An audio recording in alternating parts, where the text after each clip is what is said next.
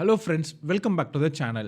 2024ல் இந்தியாவோட start up எக்கோசிஸ்டமில், அதாவது பர்டிகுலராக ஃபின்டெக் எக்கோசிஸ்டமில் ஒரு பெரிய ஷாக் நடந்துச்சு. நம்ம எல்லாரும் டெய்லி யூஸ் பண்ணுற பேடிஎம், அதோட பேடிஎம் பேமெண்ட்ஸ் பேங்க் மேலே ஆர்பிஐ ஒரு பெரிய ஸ்டாப் போர்டு வச்சாங்க.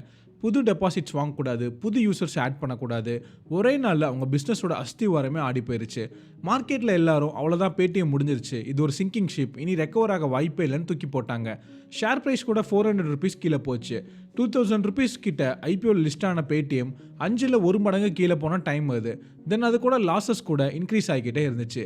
ப்ரீவியஸ் இயர் பார்த்தா 800 crores மேலே நெட் லாஸ். ஆனால் ஃபாஸ்ட் ஃபார்வர்ட் டு 2025 எல்லாரும் முடிஞ்சு போச்சுன்னு சொன்ன அதே company Q1 FY26ல் 122.5 crores net profit report பண்ணியிருக்காங்க. லாஸ்ட்ல இருந்து ப்ராஃபிட்க்கு ஜஸ்ட் ஒரு வருஷத்தில் எப்படி இது சாத்தியம்? இது லக்கா இல்லை இது ஒரு கால்குலேட்டட் ஸ்ட்ராட்டஜிக் ரீசெட்டா? இந்த வீடியோவில் நம்ம பார்க்க போகிறது ஒரு சாதாரண பிஸ்னஸ் அப்டேட் இல்லை, இது the billion rupee turnaround. Paytm எப்படி தன்னோட கிரைசிஸை ஆப்பர்ச்சுனிட்டியாக மாற்றினாங்க, ஆர்பிஐ ரெஸ்ட்ரிக்ஷன்ஸை எப்படி பிவோட் பண்ணிக்கிட்டாங்க, இந்த ரீசெட், ரீபொசிஷன், ரிவைவ் ஃபார்முலாவை நம்ம பிஸ்னஸில் எப்படி அப்ளை பண்ணுறது. அதுக்கு முன்னாடி நான் உங்கள் host Michael, currently working as investment manager for 2 start up investment firms. இந்த சேனலில் start up strategies, funding stories, business break டவுன்ஸை ரொம்ப சிம்பிளாக ஆனால் ப்ராக்டிக்கலாக டிஸ்கஸ் பண்ணுறோம். ஸோ மறக்காமல் மைக்கேல் விசி சேனலுக்கு சப்ஸ்கிரைப் பண்ணிக்கோங்க. நீங்கள் ஒரு ஆண்டர்ப்ரனராக இருந்து fund raising and business fundamentals ஆழமாக கற்றுக்கணுன்னா டிஸ்கிரிப்ஷனில் இருக்க seniors.school லிங்கை செக் பண்ணுங்கள். சரி, இப்போ டைம் வேஸ்ட் பண்ணாமல் let's decode the Paytm story. So நம்ம ஸ்டார்ட் பண்ண வேண்டிய இடம் இந்த நம்பர்ஸ். பிகாஸ் நம்பர்ஸ் எப்போதுமே பொய் சொல்லாது. இந்த பேடிஎம் கதையில் புரிஞ்சுக்க நம்ம முதல்ல ஒரு பில்லியன் ருபி கொஸ்டினை ஃபேஸ் பண்ணணும். ஜஸ்ட் ஒரு வருஷத்துக்கு முன்னாடி பேடிஎம்மோட அக்கௌண்ட்ஸ் புக்கை பார்த்தா, அதாவது பிளட் மாதிரி ரெட்டாக இருந்துச்சு. ப்ரீவியஸ் இயரில் அவங்க பட நெட் லாஸ் எவ்வளோ தெரியுமா? 800 crores மேலே.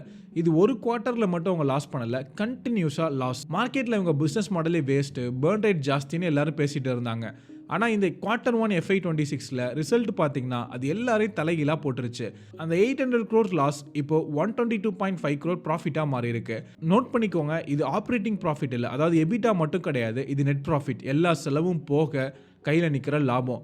இது எப்படி ஒரு வருஷத்தில் நடந்துச்சு? யூஸ்வலாக ஒரு பெரிய கப்பல் திசை மாறுறதுக்கு ரொம்ப டைம் ஆகும். ஆனால் பேடிஎம் ஒரு கிரிப்ளிங் லாஸ்ல இருந்து ப்ராஃபிட்டபிலிட்டிக்கு இவ்வளோ வேகமாக மாறினது சாதாரண விஷயம் இல்லை. நிறைய பேர் இதை லக்குன்னு சொல்லலாம், இல்லை மார்க்கெட் ரெக்கவர் ஆகிடுச்சுன்னு சொல்லலாம். ஆனால் உண்மை என்ன? This was not a luck, it was a strategic reset back to basics. அவங்க பண்ணது வெறும் சேஞ்சஸ் கிடையாது, அது ஒரு ஸ்ட்ராட்டஜிக் ரீசெட். பிஸ்னஸே அழிச்சு திரும்ப ஜீரோலேருந்து யோசித்த மாதிரி ஒரு ரீபொசிஷனிங். இந்த ரீசெட், ரீபொசிஷன், ரிவைவ் ஃபார்முலாவை அவங்க எப்படி எக்ஸிக்யூட் பண்ணுறாங்க? அதுக்கு முன்னாடி அவங்க பிஸ்னஸை ரீசெட் பண்ண வச்ச அந்த பேடிஎம் கிரைசிஸ் என்னங்கிறத நம்ம ஆழமாக பார்க்கணும். அதுதான் ஆர்பிஐ போட்ட அந்த ரெட் ஸ்டாப் சிக்னல். நம்ம எல்லாருக்கும் தெரியும், பேடிஎம் வெறும் ஒரு ஆப் இல்லை, அதுக்கு பின்னாடி பேடிஎம் பேமெண்ட்ஸ் பேங்க், PPBLன்னு ஒரு பேங்க் ரன் ஆகிட்டு இருந்துச்சு. இதுதான் பேடிஎம்மோட ஹார்ட் மாதிரி. உங்கள் வேலட், ஃபாஸ்டாக், டெபாசிட்ஸ் எல்லாம் இங்கே தான் இருந்துச்சு. ஆனால் ஆர்பிஐயோட ஸ்ட்ரிக்ட் ஆர்டர் பாஸ் பண்ணதுக்கப்புறம் அதனால 3 முக்கியமான ரெஸ்ட்ரிக்ஷன் இருந்துச்சு. நம்ம எல்லாருக்கும் தெரியும், பேடிஎம் வெறும் ஒரு ஆப் இல்லை, அதுக்கு பின்னாடி பேடிஎம் பேமெண்ட்ஸ் பேங்க்னு ஒரு பேங்க் ரன் ஆகிட்டு இருந்துச்சு. இந்த பேங்க் தான் பேடிஎம்மோட ஹார்ட் மாதிரி. உங்கள் வேலட், ஃபாஸ்டாக், டெபாசிட்ஸ் எல்லாம் இங்கே தான் இருந்துச்சு. ஆனால் ஆர்பிஐ ஸ்ட்ரிக்டாக ஒரு ஆர்டர் பாஸ் பண்ணாங்க, அதில் 3 முக்கியமான ரெஸ்ட்ரிக்ஷன் இருந்துச்சு. இதுதான் பேடிஎம்மை மோசமான நிலைமைக்கு தள்ளுச்சு. Restriction number 1, prohibited from accepting fresh deposits. இப்போ உங்கள் பேங்க் அக்கௌண்ட்டில் காசு போட முடியாதுன்னு சொன்னால் எப்படி இருக்கும்? அதுதான் நடந்துச்சு. யாரும் பேடிஎம் பேங்க் அக்கௌண்ட்லையோ வேலட்லையோ புதுசாக காசு லோட் பண்ண முடியாதுன்னு சொல்லிட்டாங்க. Restriction 2, halted the addition of new users. ஒரு பிஸ்னஸ் வளரணும்னா புது கஸ்டமர் உள்ளே வந்துட்டே இருக்கணும். ஆனால் ஆர்பிஐ ஒரு புது ஆள் கூட நீங்கள் சேர்க்கக்கூடாதுன்னு ஸ்ட்ரிக்டாக சொல்லிட்டாங்க. ரெஸ்ட்ரிக்ஷன் 3, பேட்டர் தி வேலட் எக்கோசிஸ்டம். பேடிஎம்மோட பவரே அவங்க வேலட் தான். ஆனால் டெபாசிட்ஸே இல்லாமல் வேலட் எப்படி வேலை செய்யும்? அதனால் இங்கே வேலட்டும் டெட் ஆயிருச்சு. இந்த இன்சிடென்ட் கம்பெனியோட விஷனையே பிளர் பண்ணிருச்சு. மக்கள் மனசில் பேடிஎம் இனிமேல் இருக்குமா, க்ளோஸ் பண்ணிடுவாங்களா அப்படிங்கிற சஸ்டைனபிலிட்டி கொஸ்டின் பெருசாக எழுந்துச்சு. இது வெறும் ஒரு ரெகுலேட்டரி இஷ்யூ இல்லை, இது ஒரு எக்ஸிஸ்டென்ஷியல் கிரைசிஸ். சிம்பிளாக சொல்லணும்னா இருக்கிறதா இல்லையாங்கிற போராட்டம். சரி, உள்ளதான் பிரச்சனைனா வெளியே மார்க்கெட்டில் அதாவது பீஸ்ஃபுல்லாக இருந்துச்சா? கண்டிப்பாக கிடையாது. இந்த டிஜிட்டல் பேமெண்ட்ஸ் மார்க்கெட்டை நம்ம the battlefield dominated by ஜெயின்ஸ்ன்னு சொல்லலாம். பேடிஎம் கிரைசிஸில் இருந்த அந்த நேரத்தில் இயர்லி 2025 மார்க்கெட் சிச்சுவேஷன் எப்படி இருந்துச்சுன்னா, இங்கே ஒரு யூபிஐ டியோபோலி இருக்குது. டியோபோலினா என்ன? மோனோபோலினா ஒருத்தர் ஆட்சி பண்ணுறது, டியோபோலினா 2 பேர் சேர்ந்து மொத்த மார்க்கெட்டையும் கண்ட்ரோல் பண்ணுறது. இங்கே தான் அந்த 2 ஜெயின்ஸான ஃபோன்பே அண்ட் கூகுள் பே இருந்தாங்க. மார்க்கெட்டில் நடக்கிற மெஜாரிட்டி ஆஃப் டிரான்சாக்ஷன் இவங்க கையில் தான் இருந்துச்சு. இவங்க 2 பேரையும் சேர்த்தா கிட்டத்தட்ட 85% ஆஃப் மார்க்கெட் ஷேரை கண்ட்ரோல் பண்ணாங்க. பேடிஎம் இயர்லி 2025ல் இந்த ஜெயின்ஸை கம்பேர் பண்ணுறப்போ சைஸில் ரொம்ப சின்ன சர்க்கிளாக மாறிடுச்சு. அது மட்டும் இல்லாமல் இது ஒரு ரெகுலேட்டரி மைன்ஃபீல்டு, கன்னி வெடி மாதிரி. பேடிஎம் எங்கே கால் வச்சாலும் அது வெடிக்குது. டிஜிட்டல் பேமெண்ட்ஸ் அண்ட் லெண்டிங் மேலே கவர்மெண்ட்டோட ஸ்க்ரூட்டினி, அதாவது கண்காணிப்பு ரொம்ப அதிகமாகவே இருந்துச்சு. ஒவ்வொரு டிரான்சாக்ஷனுக்கும் ஒரு டர்ஃப் வார் நடந்த மாதிரி, அதாவது இது ஏன் ஏரியா இது ஓன் ஏரியான்னு கடினமான போட்டி நடந்துச்சு. ஸோ சுச்சுவேஷன் என்னென்னா, ஒரு பக்கம் ஆர்பிஐயோட தடை, அது இன்டர்னல் கிரைசிஸை தள்ளுச்சு. இன்னொரு பக்கம் ஃபோன்பே அண்ட் கூகுள் பேயோட ஆதிக்கம், அதனால எக்ஸ்டர்னல் காம்படிஷன் ப்ரெஷர் ரொம்ப அதிகமாக இருந்துச்சு. இது ரெண்டுக்கும் நடுவில் மாட்டிக்கிட்ட பேடிஎம் எப்படி தப்பிச்சு ப்ராஃபிட்டை நோக்கி நகர்ந்தாங்க? இந்த பிரச்சனையிலிருந்து வெளில வர பேடிஎம் ஒரு தெளிவான மாஸ்டர் பிளானை ரெடி பண்ணாங்க. அதுதான் அந்த 3 பில்லர்ஸ் ஆஃப் டர்ன் அரவுண்ட். அவங்க எக்ஸிக்யூட் பண்ண இந்த 3 விஷயங்களும் எந்த ஒரு பிஸ்னஸ் கிரைசிஸ்க்கும் ஒரு நல்ல example. Pillar 1, fortify the core, அஸ்திவாரத்தை பலப்படுத்துறது. ஸோ பேங்கே இல்லாமல் பேமெண்ட் பிஸ்னஸை எப்படி திரும்ப கட்டுறது, அதுதான் முதல் challenge. Pillar 2, leverage smart lending, கடன் தொழிலுக்கு மாற்றுறது. முன்னாடி மாதிரி ரிஸ்க் எடுக்காமல் கேபிட்டல் லைட் மாடலில் ஆர்பிஐ ரூல்ஸ்க்கு உட்பட்ட மாதிரி லோன் எப்படி கொடுக்கறது. பில்லர் 3, டிரைவ் ரூத்லெஸ் எஃபிஷியன்சி, அதாவது குடும்பத்தை சுருக்கிறது. தேவையில்லாத செலவுகளை வெட்டுறது, அதாவது காஸ்ட் கட்டிங். ஃபோக்கஸ் இல்லாத விஷயங்கள் லைக் ஓஎன்டிசி, ஃபுட் டெலிவரி இதெல்லாம் ஒதுக்கி வைக்கிறது. இதனால பிஸ்னஸே ரொம்ப லீனாக மாறிடுச்சு. இப்போ அந்த ஃபர்ஸ்ட் பில்லரை கொஞ்சம் ஆழமாக பார்ப்போம். Rebuilding payments without the bank. இங்கே தான் ஒரு பெரிய டெக்னிக்கல் ஷிஃப்ட் நடந்துச்சு. முன்னாடி பேடிஎம் ஆப் ஓப்பன் பண்ணாலே பின்னாடி பேடிஎம் பேமெண்ட்ஸ் பேங்க் தான் எல்லாத்தையும் ஹேண்டில் பண்ணும். பேடிஎம் ஆப்பும் அவங்களோடது, பேங்க்கும் அவங்களோடது. ஆனால் ஆர்பிஐ அதை ஸ்டாப் பண்ணதுக்கப்புறம் பேடிஎம் டிபிஏபி, அதாவது தேர்ட் பார்ட்டி அப்ளிகேஷன் ப்ரொவைடர் மாடலுக்கு ஷிஃப்ட் பண்ணிட்டாங்க. டிபிஏபினா என்ன? சிம்பிள் எக்ஸாம்பிள், முன்னாடி உங்கள் வீட்டுக்கு தண்ணி வர நீங்களே சொந்தமாக ஒரு கிணறு வெட்ட வேண்டியது இருந்துச்சு. இங்கே கிணறை பேடிஎம் பேங்காக இமேஜின் பண்ணிக்கோங்க. இப்போ கவர்மெண்ட் அந்த கிணறை மூடிட்டாங்க. உடனே நீங்கள் என்ன பண்ணுவீங்க? பக்கத்து வீட்டு வாட்டர் லைன் கூட கனெக்ஷன் வாங்கி உங்கள் வீட்டுக்கு தண்ணி கொண்டு வருவீங்க. இங்கே அந்த வாட்டர் லைனை அதர் பேங்க்ஸ்னு இமேஜின் பண்ணிக்கோங்க. அதுதான் பேடிஎம்மும் பண்ணாங்க. பேடிஎம் பேமெண்ட்ஸ் பேங்கை கட் பண்ணிவிட்டு axis bank, HDFC and SBI மாதிரி பெரிய பெரிய பேங்க் கூட பார்ட்னர்ஷிப் வச்சுக்கிட்டாங்க. இப்போ நீங்கள் பேடிஎம்மில் பண்ணுற யூபிஐ டிரான்சாக்ஷன் இந்த பேங்க்ஸ் மூலமாக தான் ரூட் ஆகி போகுது. அதனால் ப்ராப்ளம் சால்வ்டு. அடுத்ததாக பேங்க் இல்லைனா காசு எப்படி சம்பாதிக்கிறது? இங்கே தான் அவங்க ஃபோக்கஸ் மெர்ச்சன்ட் மானிட்டைசேஷன் பக்கம் திரும்பிச்சு. கடையில் எல்லாருமே அந்த சவுண்ட் பாக்ஸை பார்த்துருப்பீங்க. பேடிஎம்மில் நீங்கள் பெறப்பட்ட தொகை 50ன்னு சத்தம் வரும். அந்த சவுண்ட் பாக்ஸ் தான் இப்போ அவங்களோட ஹீரோ. இதனால என்ன அட்வான்டேஜ்னா, ப்ரிடிக்டபிள் சப்ஸ்கிரிப்ஷன் ரெவென்யூ. ஒரு டிரான்சாக்ஷன் நடந்தால் கமிஷன் வருமானு தெரியாது. ஆனால் சவுண்ட் பாக்ஸ் வச்சா கடைக்காரன் மாதம் ரெண்ட் இங்கே சப்ஸ்கிரிப்ஷன் ஃபீ கட்டியே ஆகணும். இந்த டிவைசஸை அதிகமாக டிப்ளாய் பண்ணி ஒரு ஸ்டேபிளான இன்கம்மை கொண்டு வந்தாங்க. இந்த சேஞ்ச் ஒர்க் ஆச்சா? நம்பர்ஸ் எஸ்ன்னு சொல்லுது. அக்டோபர் 2025ல் பேடிஎம்மோட யூபிஐ மார்க்கெட் ஷேர் 6.9% இருந்து 7.48%க்கு வளர்ந்துருக்கு. அந்த மந்த்லி டிரான்சாக்ஷன் மட்டும் 1.5 பில்லியனை தொட்டிருக்கு. அது மட்டும் இல்லாமல் பேடிஎம் போச்சுன்னு பயந்த யூசர்ஸ் எல்லாரும் இப்போ ஸ்டே பண்ணிட்டாங்க.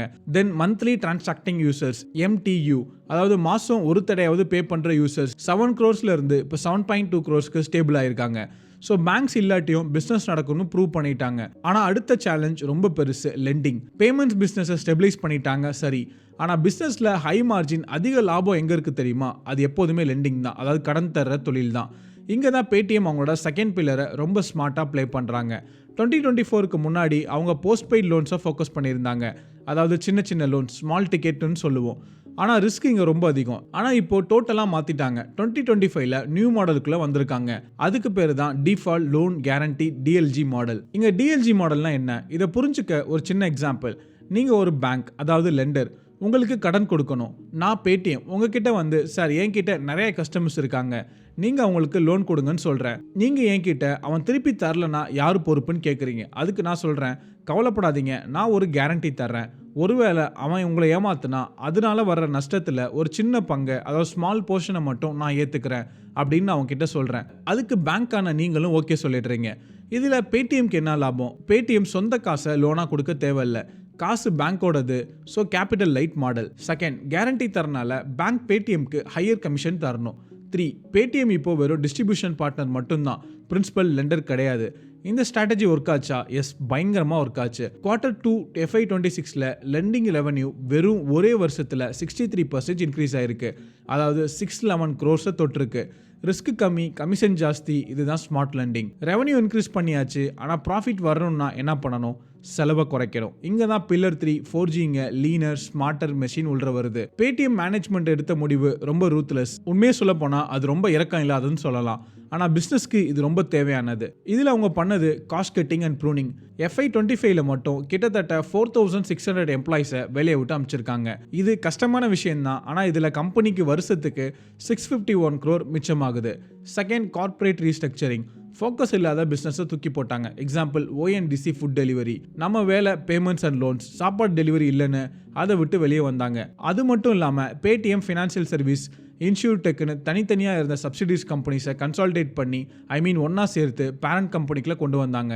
இதனால ஓவர்லேப் ஆகிற வேலைகள் கம்மியாச்சு. 3, த ஏஐ விஷன். கடைசியாக CEO விஜய் சேகர் சர்மா ஒரு புது ஆயுதத்தை கையில் எடுத்திருக்காரு. அதான் ஏஐ. பேடிஎம் ஒரு ஏஐ ஃபர்ஸ்ட் கம்பெனியாக மாற்ற போறாராம். ஏஐ யூஸ் பண்ணி வெறும் ஆளுங்களை கம்மி பண்ணுறது மட்டும் இல்லாமல், அதாவது ஆப்ரேஷனல் சேவிங்ஸ் மட்டும் பண்ணாமல், அதை வச்சு ரெவன்யூ எப்படி இன்க்ரீஸ் பண்ணுறதுன்னு பிளான் பண்ணுறாங்க. மர்ச்சன்ட் சர்வீஸில் ஏஐ யூஸ் பண்ணி இன்னும் எஃபிஷியண்ட்டாக எப்படி சர்வீஸை கொடுக்க போகிறாங்கன்னு அதுக்கான பிளான் பண்ணிட்டு இருக்காங்க. ஸோ ஒரு பக்கம் லெண்டிங் மூலமாக நல்ல வருமானம், இன்னொரு பக்கம் காஸ்ட் கட்டிங் மூலமாக நல்ல சேவிங்ஸ். இந்த ரெண்டு பக்கமும் டைட் பண்ணதுனால தான் அந்த 800 crore லாஸ் ப்ராஃபிட்டாக மாறி இருக்கு. சரி, இதெல்லாம் செஞ்ச அப்புறம் ஃபைனலாக கம்பெனி இப்போ எந்த நிலைமையில் இருக்குது, இதோட ஃபியூச்சர் என்ன? பேடிஎம்மோட இந்த டர்ன் அரவுண்ட் வெறும் ஒரு ஃபினான்ஷியல் சக்ஸஸாக மட்டும் பார்க்கக்கூடாது. இது ஒரு ஸ்ட்ராட்டஜிக் மாஸ்டர் கிளாஸாக நம்ம பார்க்கணும். அவங்க ரிட்டர்ன் ஆனதுக்கு பின்னாடி ஒரு தெளிவான ப்ளூ பிரிண்ட் இருக்கு. இந்த ப்ளூ பிரிண்ட்ல இருக்கிற 3 முக்கியமான இன்சைட்ஸ் நம்ம ஒருத்தரும் புரிஞ்சுக்கணும். Insight 1, focus is the ultimate strategy. பேடிஎம்மோட பழைய பிளே புக்கை பார்த்தீங்கன்னா அது ரொம்ப எக்ஸ்பென்சிவாக இருந்துச்சு. அதாவது எல்லாத்தையும் பண்ணுவோங்கிற mindset. Food delivery, e-commerce, கேமிங்னு எல்லா இடத்துலையும் கால் வச்சாங்க. ஆனால் அந்த கிரைசிஸ் அவங்களுக்கு கற்றுக் கொடுத்த பாடம் ப்ரியூன் டிஸ்ட்ராக்ஷன்ஸ். தேவையில்லாத கிளைகளை விட்டுட்டு எந்த விஷயத்தில் மணி பண்ணுறோமோ அதை மட்டும் ஃபோக்கஸ் பண்ண ஆரம்பிச்சாங்க. 10 விஷயத்தை சும்மா பண்ணுறத விட 2 விஷயத்தை சூப்பராக பண்ணுறது பெட்டர்னு முடிவு பண்ணாங்க. Inside 2, compliance is a competitive advantage. இது ரொம்ப முக்கியம். ஸ்டார்ட் அப் எப்போதுமே ரெகுலேஷன்ஸை ஒரு தடையாக பார்த்தாங்க. பேடிஎம்மும் ஆரம்பத்தில் இப்படி தான் இருந்துச்சு. ஆனால் அப்போ instead of fighting regulations, they built a new model within the regulations. சிம்பிளாக சொல்லணும்னா RBI போட்ட வேலிக்குள்ளே விளையாட கற்றுக்கிட்டாங்க. அதான் TPAP மாடலாக இருக்கட்டும், DLG லெண்டிங் மாடலாக இருக்கட்டும், இதெல்லாம் ஃபுல்லி கம்ப்ளைண்ட். இப்போ இந்த கம்ப்ளைண்ட்ஸ் தான் அவங்களுக்கு ஒரு சஸ்டைனபிள் ஃபவுண்டேஷனாக அமைஞ்சிருக்கு. Inside 3, shift from transaction to subscription. இதுதான் கேம் சேஞ்சர். பிஸ்னஸில் 2 வகையான வருமானம் இருக்குது. ஒன்று டிரான்சாக்ஷன், இன்னைக்கு சேல் நடந்தால் காசு, இல்லைனா இல்லை, இது வாலட்டைல். இன்னொன்று சப்ஸ்கிரிப்ஷன், மாதம் மாதம் கட்டியே ஆகணும், கிட்டத்தட்ட நம்ம வீட்டுக்கு ரெண்ட் கட்டுற மாதிரி. இது ப்ரிடிக்டபிள். பேடிஎம் அவங்க ஃபோக்கஸை டிரான்சாக்ஷன்லேருந்து சப்ஸ்கிரிப்ஷன் லெட் ரெவன்யூ பக்கம் திருப்பினாங்க. முன்னாடி சொன்ன அந்த சவுண்ட் பாக் டிவைஸ் தான் இதுக்கு பெஸ்ட் எக்ஸாம்பிள். ஒரு மெர்ச்சன்ட் டிவைஸ் வாங்கிட்டா அவங்க மாதம் மாதம் சப்ஸ்கிரிப்ஷன் கட்டியே ஆகணும். அதனால எங்கள் பேடிஎம்க்கு இன்கம் கேரண்டி ஆயிடுச்சு. அதே போல் லெண்டிங் பார்ட்னர்ஷிப் மூலமாக வர கமிஷனும் கேபிட்டல் ரிஸ்க் இல்லாத வருமானமும் ரொம்ப ஹெல்ப்ஃபுல்லாக ஆயிடுச்சு. So focus, compliance and predictability, இந்த 3 விஷயங்களை அன்லாக் பண்ணது தான் பேடிஎம்மோட கம்பேக்கு மூல காரணம். இந்த ப்ளூ பிரிண்ட்டை வச்சு பேடிஎம் நமக்கு எல்லாருக்கும் இந்த பிளே புக் ஃபார் ரெசிலியன்ஸை எழுதி கொடுத்துருக்காங்க. நீங்கள் ஒரு ஸ்டார்ட் அப் ரன் பண்ணாலும் சரி, ஒரு சின்ன பிஸ்னஸ் வச்சிருந்தாலும் சரி, இந்த கோல்டன் ரூல்ஸை எப்போதும் கண்டிப்பாக நீங்கள் ஃபாலோ பண்ணி ஆகணும். ரூல் 1, எம்ப்ரேஸ் த ஸ்ட்ராட்டஜிக் ரீசெட். ஒரு புது கிரைசிஸ் வரும்போது ஐயோ உடஞ்சி போச்சேன்னு ஒட்டி வச்சு ட்ரை பண்ணக்கூடாது. அதை ஒரு வாய்ப்பாக, அதாவது ஆப்பர்ச்சுனிட்டியாக பயன்படுத்தி பிவோட் பண்ணணும். பேடிஎம் பேங்க் போனதுக்கப்புறம் பேங்க் இல்லாமல் எப்படி பிஸ்னஸ் பண்ணுறதுன்னு யோசிச்சு ஒரு புது மாடலே உருவாக்குறாங்க. கிரைசிஸ் தான் உங்களோட இன்ஃப்ராஸ்ட்ரக்சரை ஸ்ட்ராங் ஆக்கிறதுக்கு நல்ல time. Rule number 2, build predictable revenue streams. வெறும் ஒரே ஒரு இன்கம் சோர்ஸை நம்பி இருக்கக்கூடாது. பேடிஎம்க்கு பேமெண்ட்ஸ் வீக்கான போது அவங்க லெண்டிங் கமிஷன்ஸ் அண்ட் சப்ஸ்கிரிப்ஷன் ரெவன்யூக்கு தான் கை கொடுத்துச்சு. டைவர்சிஃபிகேஷன் தான் உங்களுக்கு எப்போதுமே ஸ்டெபிலிட்டி தரும். Rule number 3, obsess over unit economics. ஒரு பெரிய ஆர்கனைசேஷனில் நிறைய இடத்துல ஓவர்லேப் இருக்கும். ஒரு வேலையை 2 பேர் செய்வாங்க. பேடிஎம் அதை க்ளீன் பண்ணாங்க. ஸ்ட்ரக்சர்ஸை சிம்பிளிஃபை பண்ணி ரெவன்யூ தரக்கூடிய ஃபங்க்ஷன்ஸில் மட்டும் ஃபோக்கஸ் பண்ணாங்க. ட்ரூலி எஃபிஷியன்ட் ஆர்கனைசேஷனாக மாறினது தான் அவங்க ப்ராஃபிட்டுக்கு காரணம். சரி, இந்த லெசன்ஸ் மூலமாக நம்ம நிறைய விஷயத்தை கற்றுக்கிட்டோம். இப்போ பேடிஎம்மோட ஃபியூச்சர் தான் என்ன? இப்போ உள்ள பேடிஎம்க்கு இந்த டைட்டில் ரொம்ப சூப்பராக செட் ஆகும். The phoenix is set for its next flight. Phoenix பறவை எப்படி நெருப்புலேருந்து எழுந்து வர மாதிரி பேடிஎம்மும் லாஸ்ட்லேருந்து ரெக்கவர் பண்ணி ப்ராஃபிட்டாக மாறி இருக்கு. 2025 தாண்டி வெளியே வரும்போது பேடிஎம் இப்போ leaner, more focused and visibly aligned to regulatory realities. முன்னாடி மாதிரி எல்லாம் பண்ணுறேன்னு இல்லாமல் பேமெண்ட்ஸ், லெண்டிங் அண்ட் ஏஏ சர்வீஸில் தெளிவாக இருக்காங்க. 2026 வரப்போகிற காம்படிஷனை ஃபேஸ் பண்ண அவங்க இப்போ ரொம்ப வெல் பொசிஷனடாக இருக்காங்க. ஈவன் அவங்களோட CEO விஜய் சேகர் சர்மாவோட விஷன் ரொம்ப தெளிவாக இருக்குது. இந்தியாவில் 200 மில்லியன் கன்சியூமர்ஸ் தான் முக்கியமான மார்க்கெட். அவங்க டார்கெட் இந்த 200 to 250 மில்லியன் கஸ்டமர்ஸை அவங்க பிளாட்ஃபார்மில் கொண்டு வரது தான். ஸோ குவாலிட்டி ஓவர் குவான்டிட்டிங்கிறது தான் அவங்களோட புது மந்த்ரா. ஒரு ரெகுலேட்டரி எர்த்குவாக்ல இடிஞ்சு விழுந்து லாஸ்லேருந்து தப்பிச்சு இன்னைக்கு ப்ராஃபிட்டோட திரும்பி எழுந்து நிற்கிற ஒரு கம்பேக் ஸ்டோரி. இது ஒரு லக் கிடையாது, இது டிசிப்ளின், ஸ்ட்ராட்டஜி அண்ட் ரெசிலியன்ஸோட வெற்றி. இப்போ உங்க எல்லாருக்கும் ஒரு முக்கியமான கேள்வி. ஒரு வருஷம் முன்னாடி பேடிஎம் மேலே இருந்த பயம், அதாவது ஃபியர் இப்போ போயிடுச்சா?